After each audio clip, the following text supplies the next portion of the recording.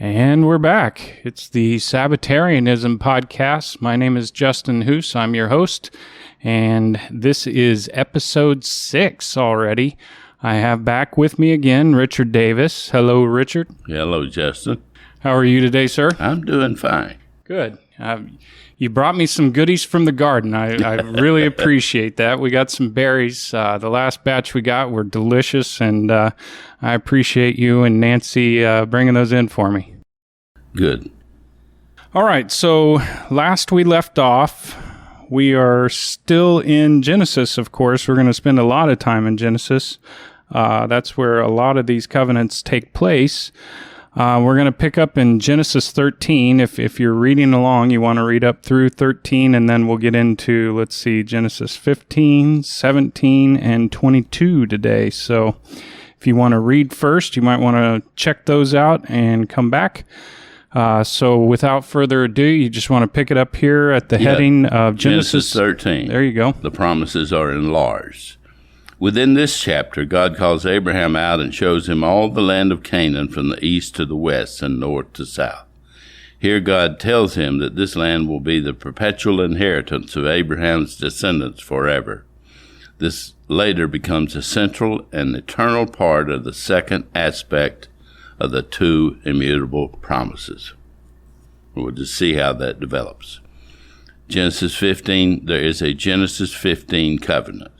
Now, this is a different covenant, but it's part of the other one. It doesn't require anything on Abraham's part, because it's actually the way it's done when God passed through the halves of the animals, that was a method where the one passing through was swearing or binding themselves to that covenant under the penalty of death.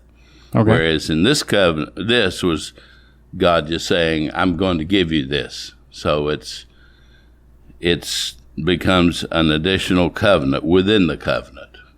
Okay. Here God makes an additional covenant to Abraham, which is ratified by the sacrifice of animals, showing that it deals specifically with physical promises. Within this chapter, the Creator shows that Abraham is honored because of his initial believing faith, and he reaffirms the two conditional promises previously established. However, the specific focus of this covenant is to verify two things. Number one, that God's promise that Abraham will have children from his own loins. And number two, the events around which the latter gathering of his descendants out of Egypt will occur. Abraham's children will be afflicted in a foreign nation for 400 years, but will return to the land of Canaan. They will be the instruments of punishment upon the Canaanite cultures when their iniquity becomes full. It is by this covenant that all the legality of the physical covenant of law at Sinai is later established. All the legality of this covenant falls within the blessing aspect of the two promises. Okay, so what you're saying is the Sinai Covenant is actually built upon this covenant. Yes. Which is built on the last covenant that we just covered. Well, this is the original covenant is now being broken down and enlarged upon as time goes by. Okay. But this covenant that God made here was to assure Abraham he would have children by his own loins, not by his servant, as he was asking God. And also, this later covenant that later comes from Sinai is about receiving the land and all the blessings thereof for keeping the law. And how to act within. That's right. And it's not about eternal life. Never was. Never was, right.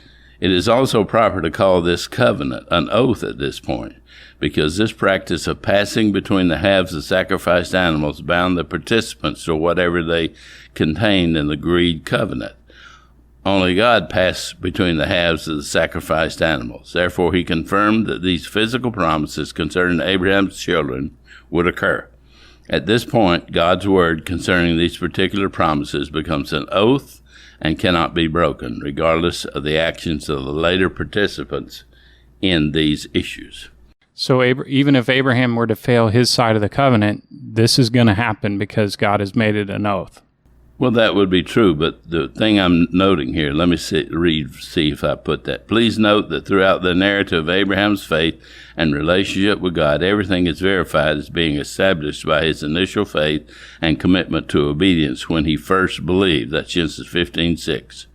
It is not a result of or reward for any previous obedience to God's law. This order becomes of extreme importance when God begins to call all nationalities to this covenant, and is addressed in Romans 4 and 5 by the Apostle Paul. The importance of this, as far as the inhabitants of Israel would later be involved in it, is that regardless of what they did at Mount Sinai, God goes on with them, because God has said that these things are going to happen. And that's part of the reason. At one point, we'll read where God said, Moses, stand out of the way and let me kill them, and I'll raise up children by you. But even though they had disobeyed him and refused him face to face at the foot of the mountain, he still found a way with a lesser relationship to carry them forward to accomplish much of this. Okay. Although it never was completely fulfilled in terms of all of the children of the Canaanites being destroyed because of the sins of the Israelites. It was on them. Just to reiterate, this is nothing about justification. This is not about it has to do with law for life. Land. Law for land. Okay. Physical blessings, law for land. Next we reach Genesis 17, the circumcision covenant.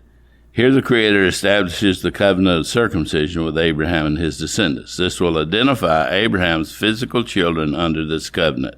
This is done quite some time after Abraham's faith is established, and is not something to be done in order to inherit eternal life, as Paul later states in his letter to the Romans and to the Galatians and others.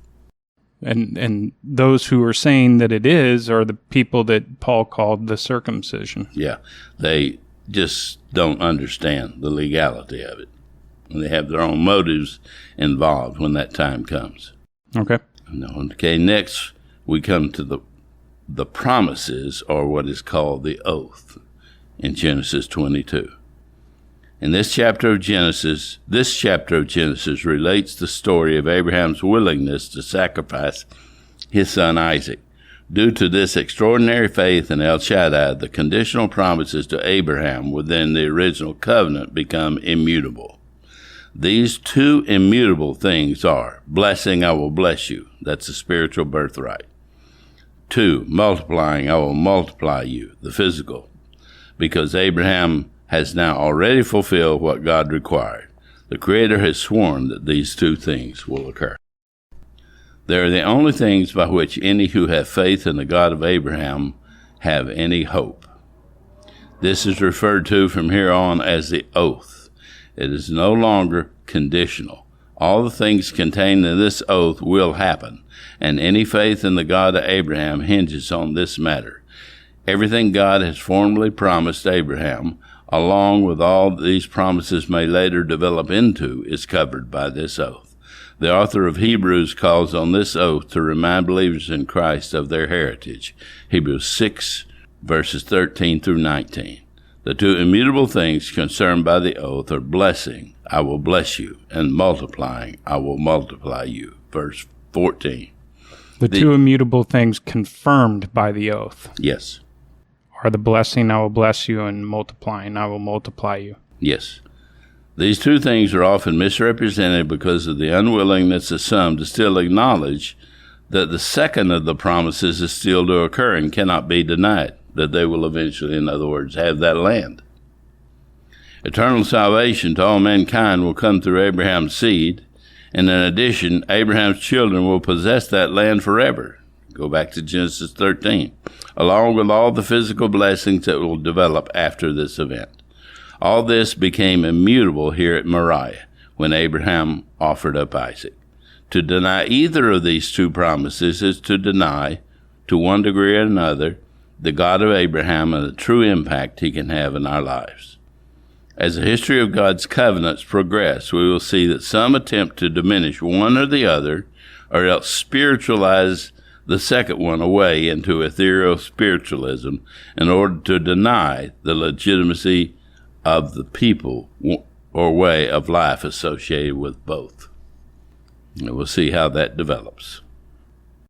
Now got to the passage of the promises from one generation to the next. Okay, handing them down just like you hand down An inheritance. An inheritance, right? Yes, right. Before Abraham dies, he passes all the promises of God to his son Isaac.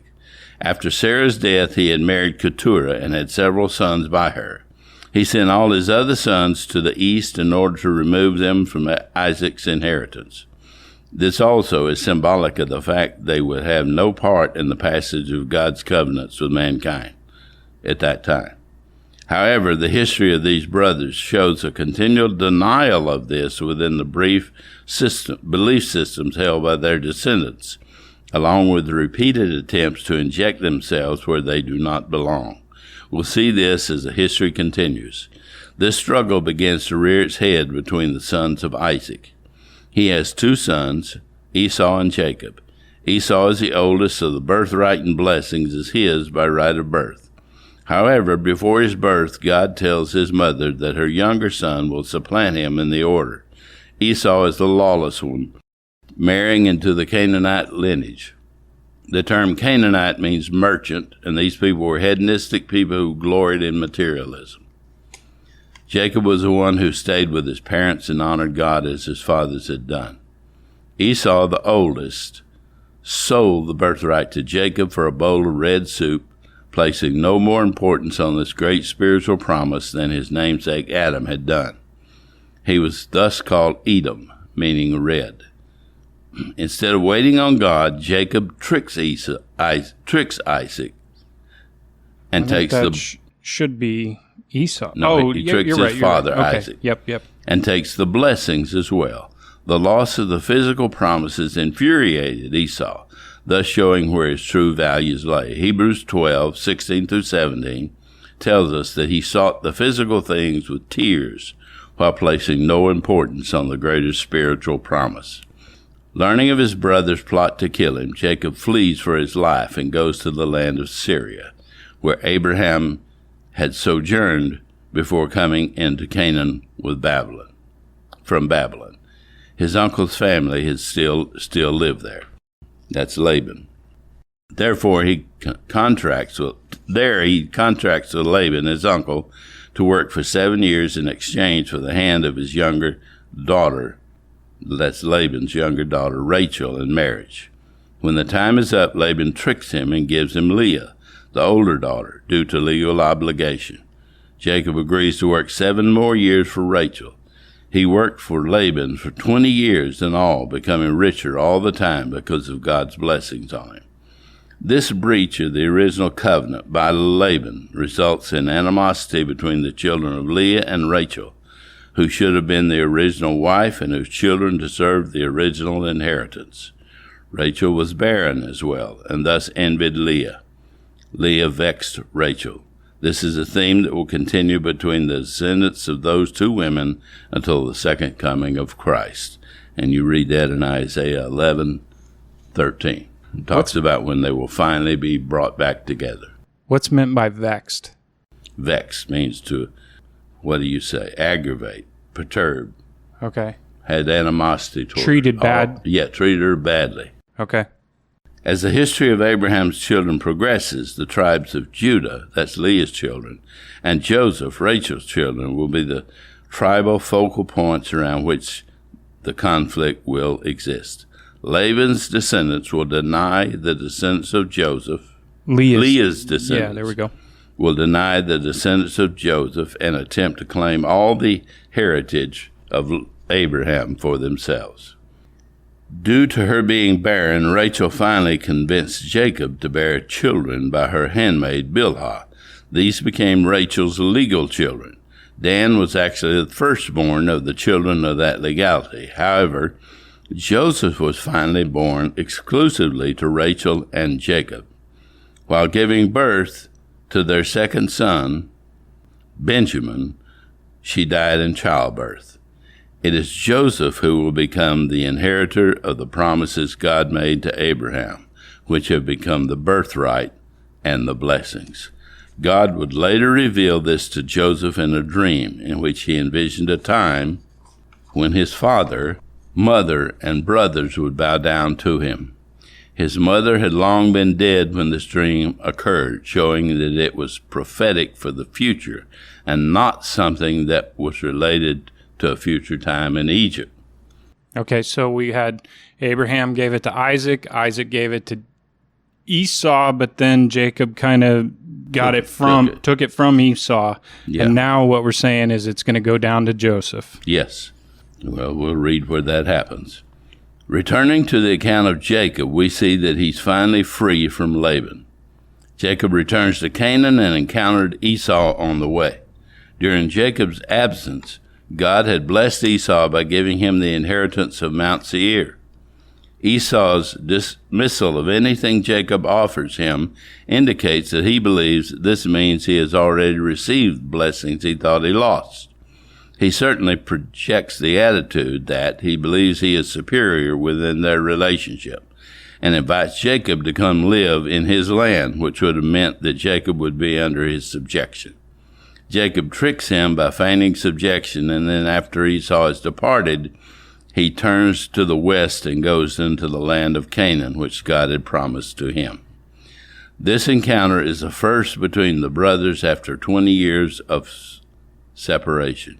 It will be the beginning of a continual conflict between them, which will continue until Christ corrects it at his second coming.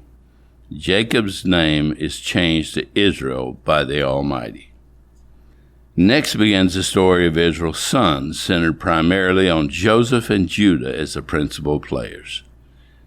Israel favored Joseph as he was the oldest son of the wife that he loved and originally bargained for with Laban. Thus, by rights, Rachel's oldest son should have been the inheritor of the promises. This deceitful act of Laban had resulted in her children being denied the true rights. That's Rachel's children. Jacob, of course, favored the children of his true love, who was Rachel. The Genesis account shows that God directly had a hand in the birth order of the children, because this conflict between them would eventually serve to work out his will. Even though there was only 7 days difference between Jacob's marriage to Leah and Rachel, Leah was given children first because she was not loved. This favoritism led to strife between the others. Between the brothers, yes. My eyesight, not what it used to be. Maybe it never was what it used to be. When Joseph was 17 years old, his brothers waylaid him and put him in a pit. They likely would have killed him, except for the intervention of Reuben, who was the oldest. Judah was instrumental in taking him out of the pit and selling him to the Midianite traders who sold him into slavery to Egypt. Joseph was falsely accused by Potiphar's wife and spent 13 years in prison before God delivered him. Pharaoh then made him second in command in the land of Egypt, just as his spiritual children will someday be second in command in God's kingdom, as we shall see.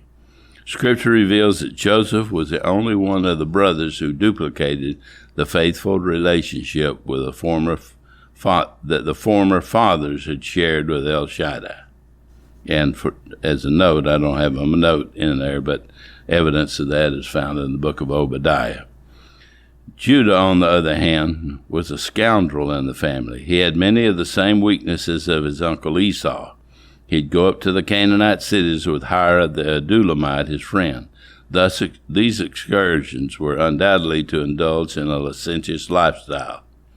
While at one of these cities, he married a Canaanite woman, just as his lawless uncle Esau had done. She bore him 3 sons prior to her death, and God killed the 2 oldest because of their evil. Tamar, the Israelite wife of the oldest son, was also cheated out of her and her children's inheritance before she took matters into her own hands. She pretended to be a harlot, as she likely knew the reasons for Judah's excursions to the Canaanite cities, and legally took the place of his wife. Initially, not knowing that he was the cause of her pregnancy, Judah ordered her killed. When she exposed him, he repented and took the blame for his sins. Perez, his oldest son, then became the legal heir of the firstborn of Judah, not Abraham. That's Judah's firstborn and Judah's rights. Judah's ability to repent will have an eternal impact on his children. When drought occurred in the entire region, the brothers went to Egypt, where they encountered Joseph. The drama around this resulted in Benjamin, Joseph's younger brother, being brought back to captivity by Joseph, though they still didn't know who he was. Judah had promised Israel that he would be surety for the young man to see that he came back to his father. When, due to Joseph's plan, Benjamin ended up facing a sentence of slavery in Egypt, Judah stepped forward and offered up his own life for him. The brother that had ruthlessly sold Joseph now had a complete conversion of heart and character. This led to the unifying of all the brothers. Then Israel and all his family moved to Egypt, just as El Shaddai had promised in Genesis 15, with Judah leading the way by Israel's command. This great story concerning these brothers, which makes up a great part of Genesis, actually shows a prophetic type of how Yahweh will use the children of Abraham to bring about his plan of salvation for the whole world. And it's also a fulfillment of the dream that was given to Joseph that you spoke about earlier, right? I mean, well, it was a typical former fulfillment, but remember, his mother was long dead. We'll read about this again in the book of Revelation. Really? Yeah, the 11 stars, the sun and the moon and the 11 stars. Okay. Which referred to the house of Israel. But we'll get that when we get there. Yep. It just goes to show that Joseph was not, what Joseph was seeing included his mother, who was already dead. When the final fulfillment of his dream occurs, she won't be dead anymore. Yeah, that's the first I've heard of that, Richard. You're absolutely right. She was dead by that time. Yes. And that makes a lot of sense. Thank you. Joseph tells his brothers that God had intended this entire series of events to happen in order that Joseph could be a deliverer for the entire family as well as the rest of the world, which Egypt typifies. Not only had Joseph saved his family, but he saved everyone else as well, the Gentiles involved. Joseph, who will be the legal firstborn bearing the promise of Abraham, serves as a type of Christ, the Redeemer. Judah is the type of the betrayer who later repents to become praised by all his brethren. The name Judah means praise in the Hebrew. Jacob, whose name is now Israel, joins Joseph in Egypt as God had promised in Genesis 15. And before the death of Israel, he called Joseph and his two half-Egyptian sons, Manasseh and Ephraim, to his side to pass along the birthright and the blessings to them as the legal firstborn. We find that in Genesis 48. He stated that they would take the place of his two natural firstborn sons, Reuben and Simeon, as they had forfeited any inheritance rights due to their unfaithfulness to their father. We find that in Genesis 49. Furthermore, his name, Israel, would be named upon Joseph's sons. Thus, they would have a legal status of all the sons of Israel, and not that of the grandson. Then he passed the blessings to both Joseph's sons, and the birthright to Ephraim. That's really important right there. Yes, it is. Genesis 48, verses 19 through 20. Since this may be an issue of contention with some, let us see it clearly in Scripture. We will compare the passage of the birthright and blessings to Ephraim and Manasseh in Genesis 48 to the original promises contained in Genesis 12. Okay. Genesis 12, verse 1. Now the Lord had said to Abram, "Get out of your country, from your family and your father's house, to a land that I will show you. I will make you a great nation. I will bless you and make your name great, and you shall be a blessing." Compare that to Genesis 48:18. And Joseph said to his father, "Not so, my father, for this one is the firstborn. put your right hand on his head. But his father refused and said, I know, my son, I know. He also shall become a people, and he also shall be great. But truly his younger brother shall be greater than he, and his descendants shall become a multitude of nations. Both these passages deal with the physical aspect of the promises. Now compare the two remaining verses in each case. Genesis 12, verse 3. I will bless those who bless you, and I will curse him who curses you, and in you all the families of the earth shall be blessed. Compare that to Genesis 48:20. So he blessed them, Ephraim and Manasseh, that day, saying, by you Israel will bless, saying, God make you as Ephraim and Manasseh. And thus he set Ephraim before Manasseh. Though some would incorrectly diminish this last statement concerning blessing to a simple oath or of goodwill, it is clear that the only reason for placing Jacob's hand on Ephraim's head is for the passing of the birthright to the firstborn. Ephraim took the place of Reuben as the firstborn of Israel. The blessings were later shared and also given in part to Abraham's children, though the sons of Joseph are given the greater portion. There is no other reason for any of this to be mentioned in this historical occasion, as Israel passes on the promises of Abraham. These scriptures show that the reference, by you Israel will bless, is referring to the fact that the birthright mentioned in Genesis 12:3 is being given to Ephraim. Therefore, his descendants will be the firstborn into the final eternal promise to Abraham, as the scriptures attest throughout. When his children, spiritual children, go into their final inheritance, they will be called by the names, plural, of his brothers, or the 12 tribes of Israel. You'll see this occur in Revelation 7 and chapter 14. This promise is originally given in Genesis 48:6. It is later corroborated by the prophecy of Jeremiah 31. Jeremiah 31 talks about a time when all Israel will come back to him by a better covenant under the Messiah, and in that he verifies that Ephraim will be the firstborn. Okay, let me recap this and tell me if I'm wrong, okay? So just like inheritance is passed down, we've seen that here, and now we've gone all the way down to Joseph and now to his two sons, Ephraim and Manasseh, where both of them got the blessings, but only Ephraim got the birthright. Yeah, that's right. Okay. As the firstborn. And back in these times, the firstborn would get like a double portion, right? But that will go to Manasseh because that's the physical things. Okay. The birthright is separate from that. That's right. Okay. Mm-hmm. Okay, just to add something to this, as far as the issue of the blessings and the birthright, I'd like to go back to Genesis 12, where God initially promised these things to Abram. Verse 1, Now the Lord had said to Abram, Get out of your country, from your family, and from your father's house, to a land that I will show you. I will make you a great nation. I will bless you and make your name great, and you shall be a blessing. I will bless those who bless you and curse him who curses you. And the last line is, and in you all the families of the earth shall be blessed.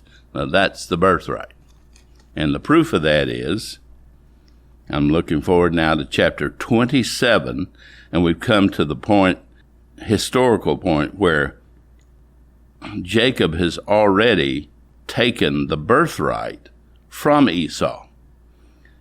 And he's tricking Isaac at this point, and Isaac is passing the blessings. Isaac's blind and right. Dresses up like Esau. He's passing the blessings to Jacob. And he says beginning in verse 27, And he came near and kissed him, and he smelled the smell of his clothing, and blessed him, and said, Surely the smell of my son is like the smell of a field, which the Lord has blessed.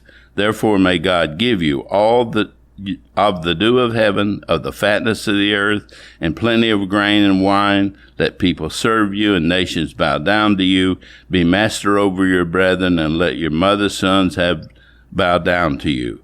Cursed is everyone who curses you, and blessed be those who bless you. Notice what's missing there? No. And in you all the families of the earth shall be blessed. Is missing. Why? It was already Jacob's. He had taken it. That's the birthright. For the bowl of soup. That's right. He had already taken it with a bowl of soup. Okay. So, that's other undeniable proof that's what that is. And here it is passed along to the children of Joseph. Okay. And in modern times, everyone believes that blessing, the blessing, I will bless you and bless those who bless you. The Jews have usurped that. The people of Judah, it all. They've taken it all. They claim they and they alone are the children of Israel. But as we go through this, the Bible, in historical order, legally, we'll see where that begins to happen and why. And God had a purpose in it. And here's the foundation of it all right here. Here. That you're just laying down right now. That's right. The reestablishment of the legality of the promises and Rachel's children is made possible because of the sins of the children of Leah. The history of the sons of Israel that immediately precedes the event of Joseph's trials shows that Reuben, Simeon, and Levi had forfeited the inheritance due to their unfaithfulness to their father. The law had forbidden a father from taking the inheritance rights from a wife who was not loved, or a bondwoman, or wife of legal obligation, unless there was some justifiable reason. Dan and his brothers had also been unfaithful to their father, Genesis 37:2. Joseph, being the one to expose this, was hated by his brothers. God had also showed Joseph in a dream that eventually his father, mother, and brothers would bow down to him. This prophetic event most assuredly applies to the future of all these people after Christ returns.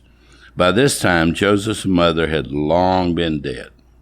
So what happens in Egypt, as we said, is just a former type of what will eventually happen in God's kingdom. A foreshadow. Yeah, a foreshadow. Okay. By this time, Joseph's mother had long been dead. Jacob, knowing this, kept these matters in his heart, and this certainly served to show him God's will concerning the promises being passed to Joseph, along with how God intended for his sons to fit into God's future plan. Did we give scriptural reference on Reuben, Simeon, and Levi forfeiting their inheritance? It's in Genesis 49. 49? Yeah, and it's also in 1 Chronicles 5. Is it from them tricking those guys and killing them? Is that? Well, what happened with Reuben is that he slept with one of Jacob's his father's wives or concubines. He slept with her. And then Simeon and Levi betrayed their father in the matter of Dinah, their sister. Right. That's the one I was thinking of. They disobeyed him and betrayed him in there. And if I didn't bother to add that in here, but if one wants to look it up, it's just in Genesis 49, God speaks of that He makes mention of it there? Yes. Okay. Yeah, as the promises are passed. Okay. In Genesis 49, Israel gives the prophetic future of all his sons, because Judah prevailed, and that word also really in the Hebrew means overcome. The promise of the scepter is given to him. Prevailing is a reference to repentance or overcoming its faults. This is the same reference that God made of Jacob when he changed his name to Israel. He wrestled with God and wouldn't give up, and it said he prevailed with God. Okay. Like his three older brothers, Judah had been unfaithful to his father. He'd been guilty of the primary sin of selling Joseph to his symbolic death, thus trying to deny his younger brother his life and rightful place in the promises of Abraham. Thus, he was not worthy of the promises either.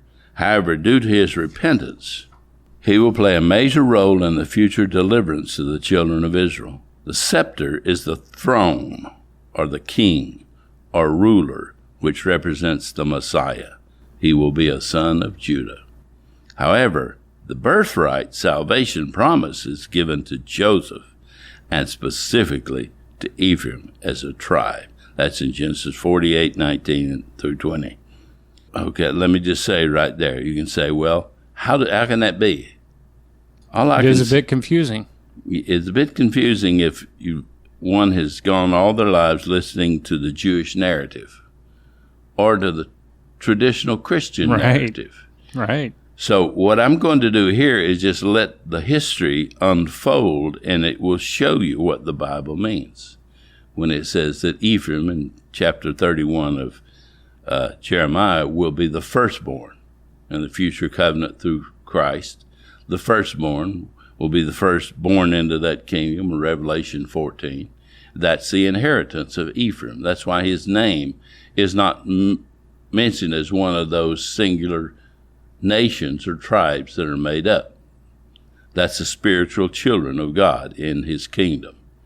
And the firstborn of the firstborn is who? Christ. That's right. I'm sitting here going over in my mind something that I want to get out. It's interesting to me that the scepter, the kingship that you're speaking of here, was given to Judah, a direct son of Israel, of Jacob. Mm-hmm. But the birthright and the blessings go to his grandsons, who become his sons, right? Yes. He says, these two are mine. Yeah, as Reuben and Simeon are mine, his first two sons. Right. And he swapped them legally or added them legally. But Judah, as we follow through the scriptures, will murder his brother, Jesus Christ, who'll go into his inheritance allied as with Joseph. And we see this in Genesis 49. In Genesis 49, Judah is prophesied to be the caretaker of God's law until Shiloh comes, this being an obvious referral to the first coming of the Messiah. Genesis 49:22 begins the prophecy concerning Joseph's blessings and reveals that he will finally fulfill his proper role allied with this shepherd he's called the Stone of Israel, which is the prophesied king. That can refer to no other. The blessings will come to Joseph and on the crown of him who is separate from his brothers. Now, many translations say who was separate, saying that that's referring back to Joseph. But Joseph was never and will not be. This is prophetic. See, this is prophesied after the events of Joseph had occurred, right before the death of Jacob, who's been in Egypt for many years. So it's talking about the future. Okay. The shepherd, the stone of Israel, is none other than Christ. And he will, at the time he goes into his inheritance, he will be separate from his brethren. This is the Messiah allied with the firstborn into eternal life, who are the spiritual children of Joseph and the fathers. Genesis 49:26, Jeremiah 31:9. He will be the firstborn of the firstfruits, the spiritual children of Ephraim.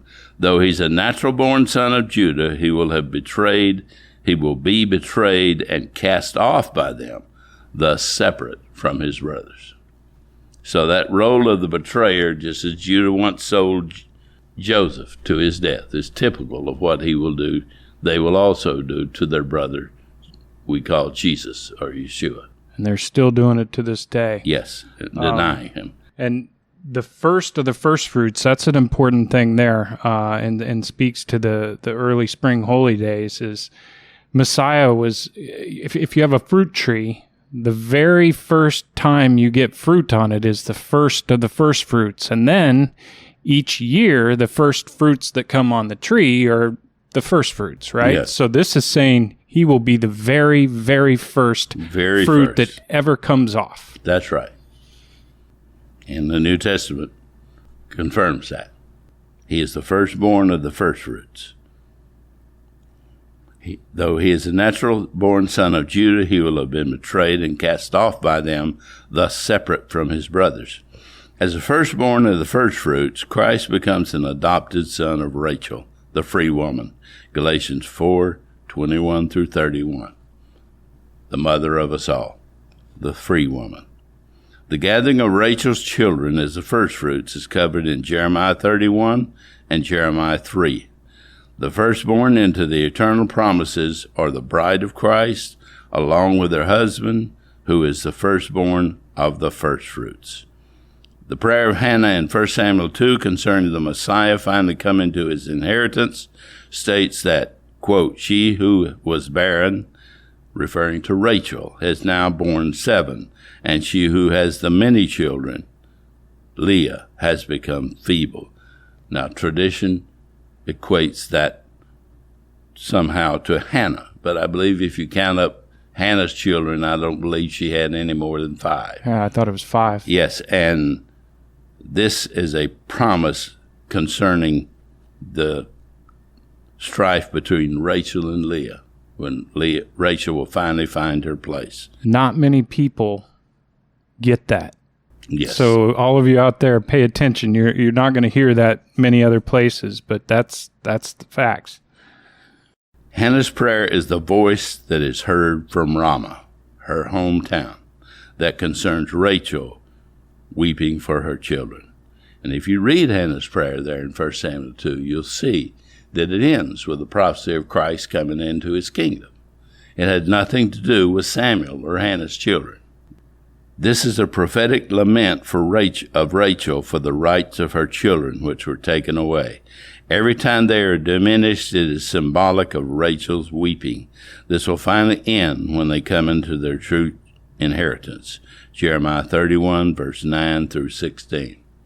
And the weeping of Rachel is also referred to in the New Testament when Herod killed all the children from that area after the birth of Christ. When he was trying to kill Christ by killing all the children every of that kid area. that had been born, yeah. She who is barren has now borne 7 refers to the adoption of the Messiah as the firstborn of the firstfruits.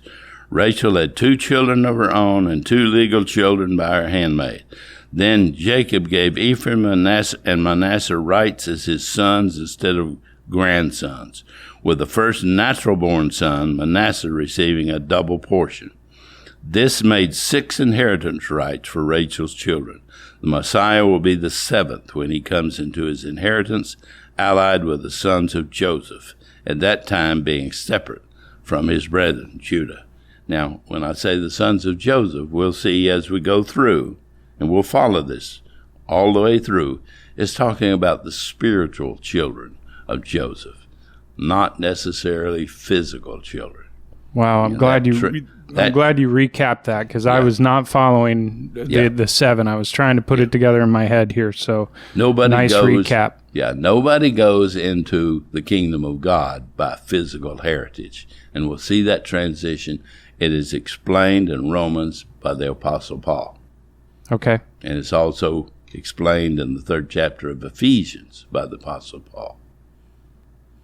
At the point of the passage of the promises to Israel's children, God has made an adjustment to the birthright part of the promises to include Joseph, children of Rachel, as the firstborn, but Judah, child of Leah, is given the actual king or scepter because of Judah's ability to repent, prevail, when finally confronted with his sins. Eventually, they will work together in unison, Ezekiel 37, 15 through 28, once Christ returns and corrects all the conflict and denial of this truth. Is that the 2 sticks coming together? Yes, that's the 2 sticks finally coming back together. Yep. This world will no longer envy Joseph and hate Judah. Rachel's children will no longer envy Leah's because their own rightful identity and inheritance will be restored. Leah's children, as Judah and all aligned with him, will no longer deny and vex or trouble the true children of the inheritance. Now, 2 places for those of you out there who want to look these things up. Isaiah 11, verses 12 through 13, and Ezekiel 11, verses 13 through 15. Now, 1 Chronicles 5:2 also verifies the truth of the birthright, blessings, and scepter issue. It specifically states that the birthright is Joseph's, but the scepter or king or the one seed, is given to Judah. Not fully understanding the true legality of what's transpiring here, some have mistakenly tried to turn the scepter into the birthright, the spiritual promises, at this point, and claim that the birthright is the blessings of physical things. This is confusion. Up to this point, the birthright has involved salvation to the entire world, which will be by the one seed. This is a Messiah, a Jew, allied with the sons of Joseph, due to being cast off by his brethren. And that's the spiritual sons of Joseph. Therefore, it legally is given to Joseph, just as he once saw in his dream, for which his brothers persecuted him. The birthright cannot suddenly become physical promises. The birthright involves the salvation issue. The blessings are the physical promises, and the scepter is the king alone. These are three separate things. Jacob never placed his hand on the head of Judah and passed the literal two immutable things to him. They were given to Ephraim. Right. Some who have misunderstood this issue have claimed that the scepter alone involves the eternal salvation issue and is solely given to the children of Judah because Christ was a Jew. They point to the New Testament statement by Christ that salvation is of the Jews to establish this. This is what can happen when one takes a statement out of legal, historical, and literary context, mistakes its meaning, and then tries to read it throughout the Scriptures from beginning to end. Spiritual blindness can result, and God shows he's given some over to this. Isaiah 28:13. Christ had made this statement to the Samaritan woman who was claiming Abraham's heritage. At this period of time, all Jews and Israelites honoring their beliefs had become known as Jews, though the Scriptures show that many true Israelites have lost their identity. Christ's statement was a referral to an Israelite at that historical period of time in the way the woman would understand. Just as some use that name today, mistakenly believing that all Israelites are Jews. Both Jeremiah and Ezekiel gave God's proclamations of how they would be viewed once the curses of the Sinai Covenant, which resulted because of their disobedience, come upon them. We will cover that issue when we reach that time in this study. Paul called himself an Israelite of the tribe of Benjamin, Romans 11:1. He also repeatedly called himself a Jew, Acts 21:39 and Acts 22:3. Benjamites were not Jews. They were the full-blood brothers of Joseph. However, Christ spoke to the Samaritan woman in the language of the day, making a comparison between her people and the true covenant people of God, Israel, who had become known by the genetic term Jew by that day. Generic term. Yeah, generic term. He was not making a legal proclamation concerning the passages of the promises of Abraham through the tribe of Judah alone, which can be incorrectly read back into the Scriptures from the beginning, thus negating what was actually written. And that's a bad habit people get into. Remember, the Scriptures start with, in the beginning God, not some statement in the New Testament.